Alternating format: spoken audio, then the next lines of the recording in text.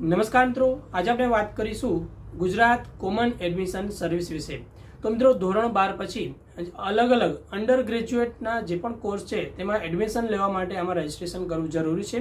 મિત્રો, આના રજીસ્ટ્રેશન 1/4/2024 થી શરૂ થઈ ગયેલા છે અને મિત્રો ધોરણ 12નું જે પરિણામ આવે ત્યારથી 2 અઠવાડિયા સુધી આ જે સર્વિસ છે એટલે કે રજીસ્ટ્રેશનની પ્રોસેસ ચાલુ રહેશે. તો મિત્રો, આમાં રજીસ્ટ્રેશન કરવું ખાસ જરૂરી છે. મિત્રો, આના સ્ટેપ જોઈએ કે રજીસ્ટ્રેશન માટેના સ્ટેપ શું છે. સૌપ્રથમ તો ક્વિક રજીસ્ટ્રેશન થશે. ત્યારબાદ તમારું જે પણ પ્રોફાઇલ છે તે ક્રિએટ કરવાનું રહેશે. પ્રોફાઇલ ક્રિએટ કર્યા પછી તમારે જે એકેડેમિક ડિટેલ જે છે તે ફિલ કરવાની રહેશે.